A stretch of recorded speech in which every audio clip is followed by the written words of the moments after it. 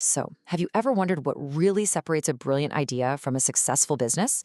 I'll tell you, it's not just luck. It's about having a solid plan, a blueprint that shows you exactly how to turn that little spark of an idea into a company that actually works. And today, that's what we're breaking down, the business model. You've probably heard that super scary statistic that most startups fail, right? And, while it's maybe not as dramatic as 9 out of 10, the truth is, it is a really tough world out there.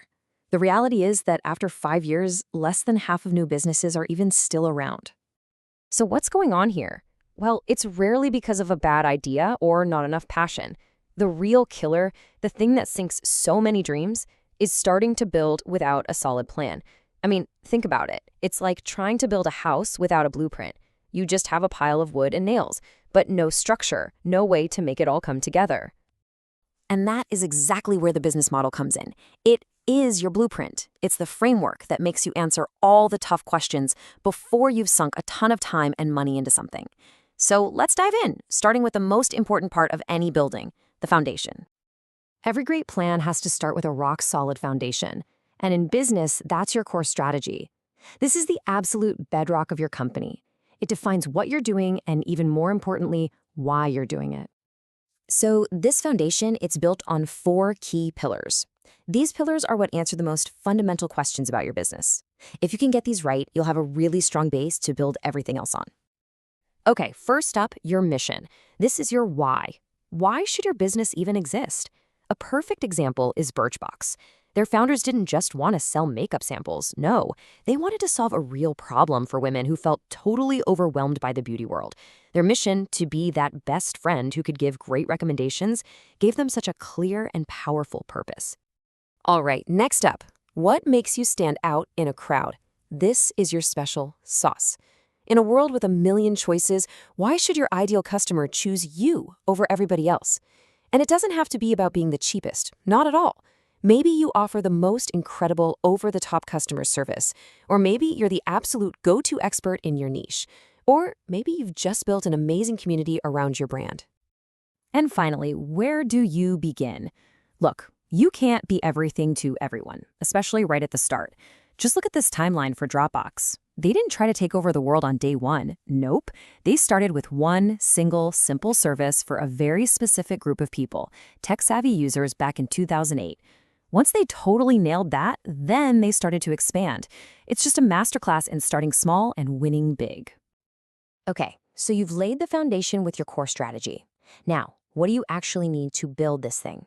Well, that brings us to your toolbox, your company's resources. Simply put, these are all the things you need to make your business actually work. We're talking everything from your team's skills to your brand's reputation. And they basically come in 2 main flavors. So first, you've got your core competencies. These are the things your company is just exceptionally good at. It's your superpower. Maybe you're absolute geniuses at product design. Then you have your key assets. These are the specific things you actually own that make your whole business model click. And this slide shows the difference perfectly. Some assets are tangible, things you can actually count, like Uber's gigantic network of drivers. But honestly, some of the most valuable assets are the ones you can't touch, the intangible ones, like Zappos' legendary reputation for customer service. You can't put a price on that, and it's something your competitors find almost impossible to copy. All right, you've got your strategy, you've got your resources, but how do you make it all work financially? This is where we get to the budget, the part of the blueprint that makes sure your amazing vision is actually realistic, that it can pay the bills. First things first, how are you going to make money? These are your revenue streams. Are you selling a physical product, or maybe a service where people pay for your time and expertise? Or are you going with a subscription model, kind of like Birchbox or Netflix, where customers pay a recurring fee for ongoing value? Next, you got to figure out your cost structure. Is your main goal to be the absolute cheapest option out there? That's a cost-driven model, like Warby Parker, who does everything in-house to keep their prices low. Or are you focused on providing the best possible quality and service, even if it costs a bit more? That's a value-driven model, like your traditional optician. And finally, you have to think about your startup funding. And listen, this isn't just about the big-ticket items like buildings or equipment. You also need to budget for all those essential one-time fees, things like legal costs and getting your website designed. And this is crucial. You need enough cash in the bank to get you through that initial ramp-up period before the profits really start rolling in. So, there you have it, the foundation of your strategy, the tools and resources you need to build it, and the financial plan that makes it all possible. And remember, a business model isn't some dusty document you create once and then forget about. It's your living, breathing guide to success. And now it really is your turn. Think about that great idea you've had bouncing around in your head. After everything we've just talked about, what's the very first line you draw on your own blueprint?